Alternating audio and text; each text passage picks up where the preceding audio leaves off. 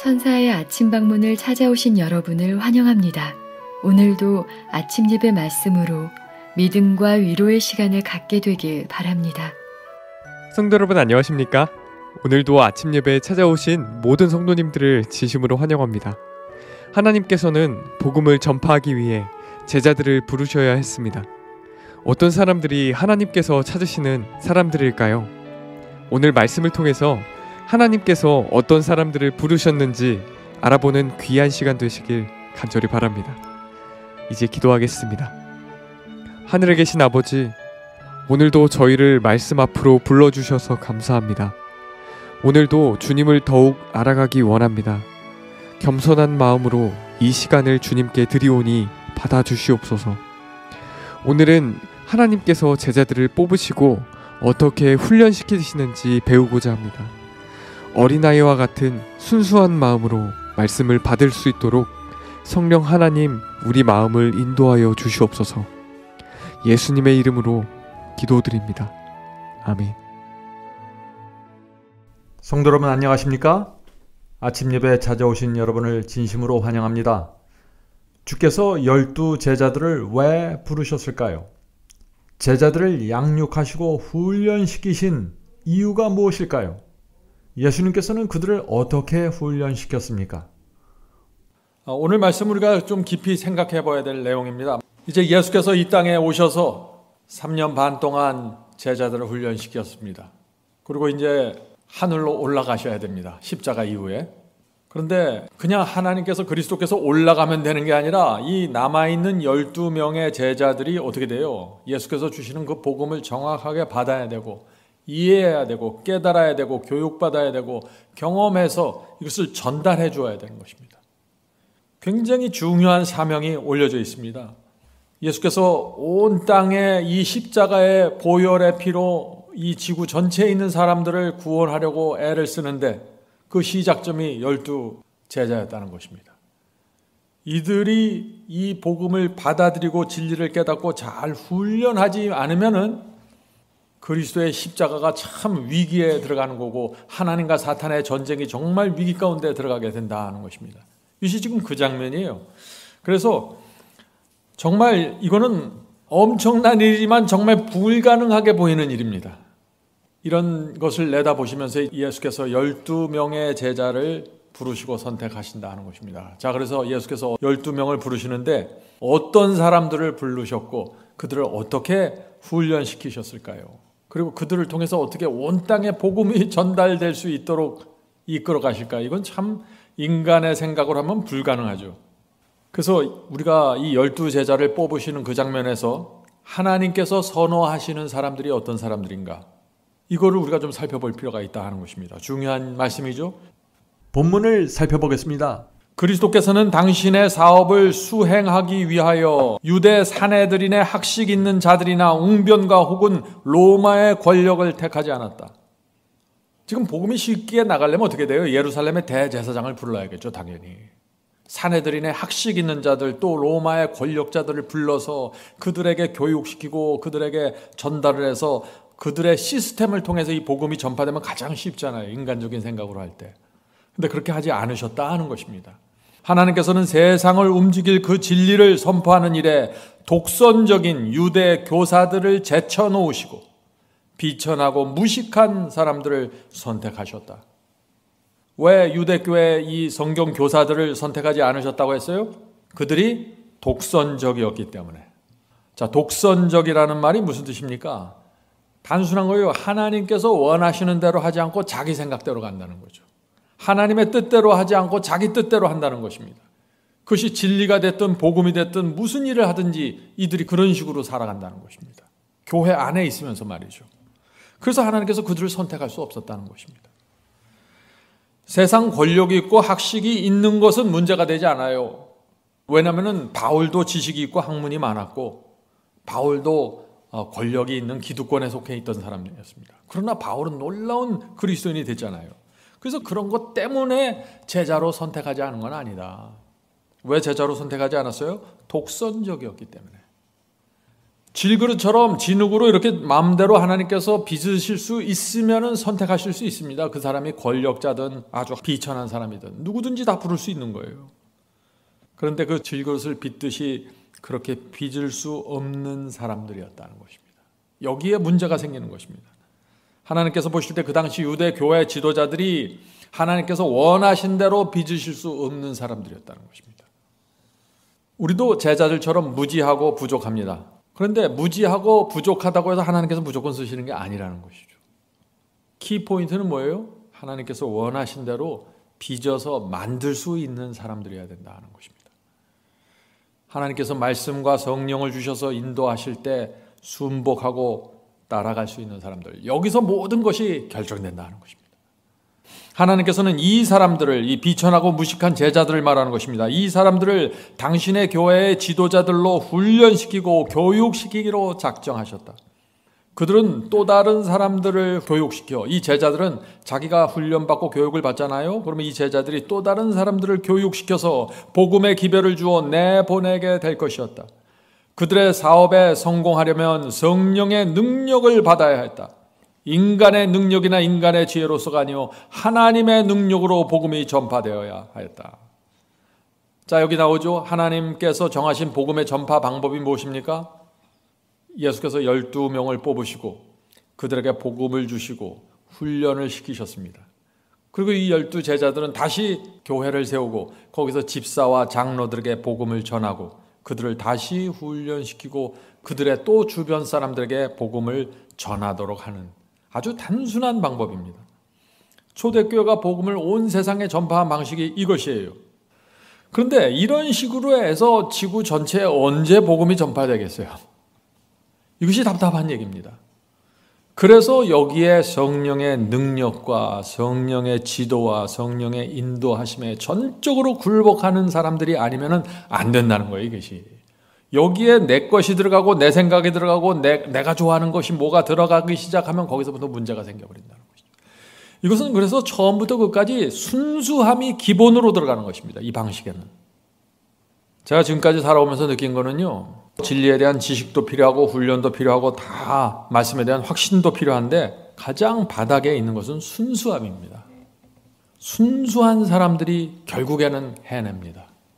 제가 지금까지 여기까지 오면서 제 경험 속에서 확인했던 것은 그런 것이었습니다. 저는 미국에서 기별을 받았죠. 젊었을 때 제가 기별을 받아가고 이 기별로 양육이 되었습니다. 또 하나님께서 저를 이 한국으로 인도하셨고 저는 또 제가 양육받았던 그 복음을 여러분에게 지금 전달하고 있는 것입니다.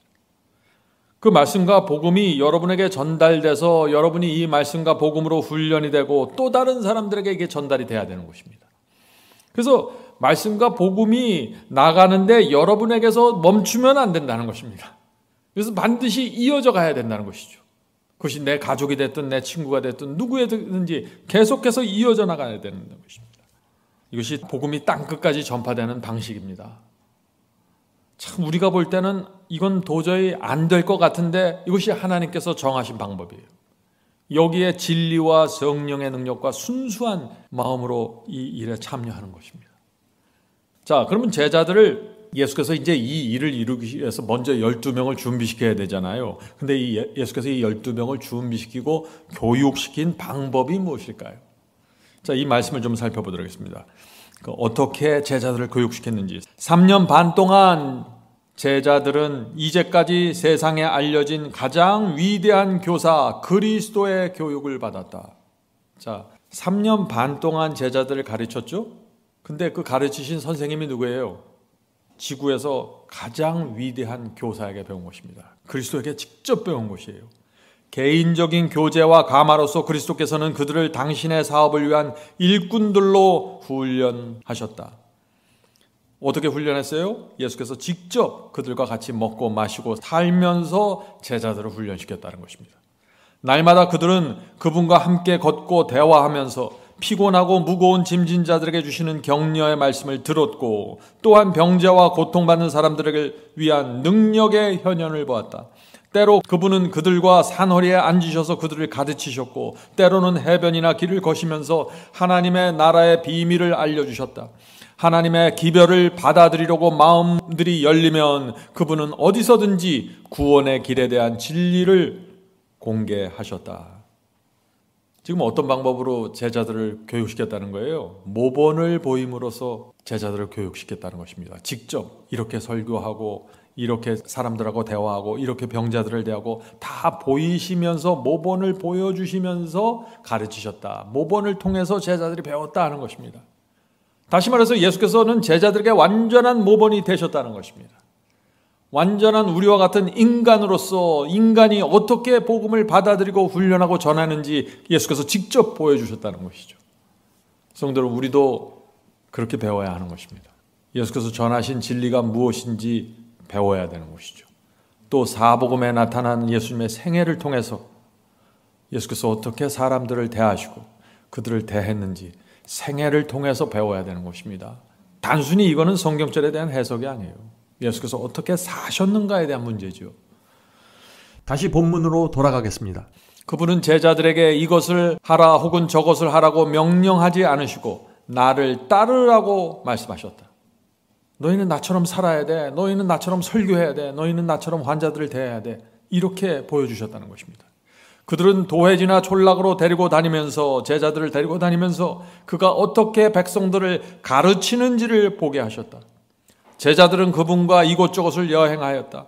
그들은 그분과 소박한 음식을 나누어 먹기도 하였고 때로는 같이 굶기도 하였으며 종종 피곤에 지쳤다. 혼잡한 거리, 호숫가, 적막한 사막에서 그들은 그분과 함께 있었다. 그들은 생활의 모든 국면에서 그리스도를 보았다. 성도 여러분, 예수님과 함께 다니는 것이 좋은 일만 있는 게 아닙니다. 피곤에 지쳤고 때로는 굶기도 했습니다. 이들은 떠나질 않았어요. 예수님이 유대교에서 가장 인기가 없었고 핍박받았던 사람이었지만 제자들은 떠나지 않았습니다. 우리가 지금 볼 때 제자들이 신앙이 없고 좀 형편없는 사람들처럼 그렇게 느끼는 분들이 있는데 물론 부족함이 있었지만은 제자들의 그때 그 당시의 제자들에 있어서는 최선의 모습이 나온 것입니다. 유대교의 모든 사람들이 그리스도를 등졌을 때 제자들은 예수님 옆에 서 있던 사람들입니다. 그래서 이들이 제자가 된 것입니다. 결국에는 예수께서는 나를 따르라고 하셨어요. 나를. 내가 하나님을 믿고 따라가는 내 모습을 잘 봐라 하는 얘기입니다. 나처럼 하나님을 믿어야 너희가 율법주의에 빠지지 않고 나처럼 하나님을 믿어야 너희가 이상한 복음으로 이상한 신앙으로 들어가지 않아. 나처럼 믿어야 돼. 내가 간 길을 너희도 걸어야 돼. 지금 이 말씀을 하시는 거죠. 그래서 문제는 이제 이렇게 3년 반 동안 제자들을 훈련시키고 교육시키고 십자가에서 돌아가시고 3일 만에 부활해서 결국은 하늘로 승천하셨는데 그러면 예수께서 승천하신 다음에는 또 어떻게 되냐 하는 얘기예요. 그래서 예수께서 내가 하늘로 가면 또 다른 보혜사가 온다고 말씀하신 것입니다. 또 다른 보혜사는 말이 뭐예요? 나도 보혜사고 또 다른 보혜사 성령도 보혜사라는 것이에요. 보혜사라는 것이 뭐예요? 함께 길을 걸어가면서 위로해주고 안내하는 분을 보혜사라고 부르는 것입니다. 함께 손을 잡고 걸어가는 것입니다. 그것이 보혜사예요. 예수께서 이 땅에 계실 때 먹고 마시면서 설교하면서 모든 것을 가르치고 책망하고 도와주었던 그 그리스도께서 가시면은 또 다른 보혜사가 와서 예수께서 제자들을 가르쳤던 것처럼 사람들을 가르치신다는 것입니다. 그들의 마음과 양심 속에 직접 들어가서 가르치신다는 것입니다. 예수께서 이 땅에서 가르치셨던 것처럼. 그래서 성령께서 오늘도 저와 여러분에게 오셔서 가르치시고 인도하시고 책망하시고 용기를 주시고 호소하십니다. 그래서 우리는 성령의 역사로 양육되는 것입니다. 이것을 따라가는 것을 성화라고 부르는 것입니다. 성령께서 인도하실 때 따라가는 것이 성화입니다. 성도 여러분, 오늘 아침에는 주님의 삶을 묵상해 보시기 바랍니다. 주께서는 제자들을 부르셔서 훈련시켰습니다. 지금 주님께서 우리를 제자로 부르신 것입니다. 그리고 훈련시키기를 원하시는 것입니다. 나를 따르라고 하시고 성령의 인도를 따르라고 초청하십니다. 성도 여러분, 우리 그리스도인들은 주님의 생애를 잘 묵상해야 합니다. 주님께서 어떻게 대화하셨고 어떻게 사람들을 섬기셨고 어떻게 말씀을 전하셨는지 우리가 살펴보고 배워야 하는 것입니다. 그래서 우리를 부르신 것입니다. 성령께서 우리의 마음을 하늘로 그리스도께로 인도해 주시길 간절히 바랍니다. 자, 기도하겠습니다. 하늘에 계신 아버지, 저희가 주께서 원하시는 대로 빚어질 수 있는 사람이 되길 원합니다. 진흙처럼 빚어지기를 저희가 소원합니다. 저희 마음을 낮춰주시고 독선적인 사람이 되지 않도록 붙잡아 주시옵소서. 내 고집대로 내 뜻대로 살지 않고 하나님의 말씀과 성령의 인도를 따라가게 도와주시옵소서. 저희가 빗나가려고 할 때 붙잡아 주시옵소서. 그래서 예수께서 저희를 부르신 이유와 목적이 이루어질 수 있도록 도와주시옵소서. 주님, 저희가 주께서 우리를 부르신 이유가 무엇인지, 어떤 사람이 되길 원하시는지 저희가 잘 이해하고 따라가게 도와주시옵소서. 이 모든 말씀 예수님의 이름으로 간절히 기도드립니다. 아멘. 성도 여러분, 마지막 사명에서는 아침 예배 채널을 유튜브에서 별도로 운영하고 있습니다. 아침 예배 채널에서는 매일 새벽 4시에 예배 영상이 올려지고 있으며 특별히 아침 9시에 생방송 예배가 진행됩니다. 아침 9시 생방송 예배가 아침 예배 채널의 독특한 특징입니다. 원하시는 분들은 유튜브에서 아침 예배 채널을 별도로 구독 신청하여 주시면 저희와 함께 생방송으로 아침마다 예배 드릴 수 있습니다. 매일 아침마다 하나님의 말씀으로 저희 모두가 주 앞에 나와 예배 드리는 신앙으로 함께 나가게 되길 간절히 바랍니다. 감사합니다.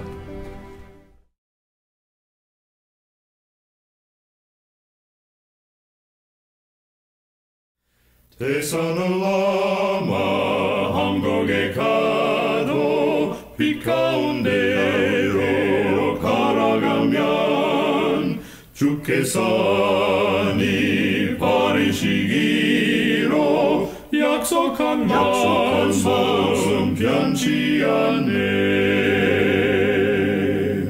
하늘의 양 그 밝은 빛이 내 영혼 속에 차고 넘치네.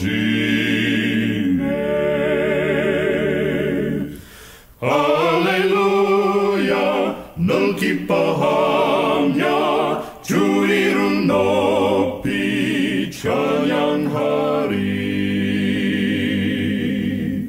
관영한 자비 널 기뻐하며 영원한 장금 목적하고 그 크신 이름 찬양함으로 날마다 빛에 걸어가리. 하늘의 양 그 밝은 빛이 내 영혼 속에 차고 넘치네.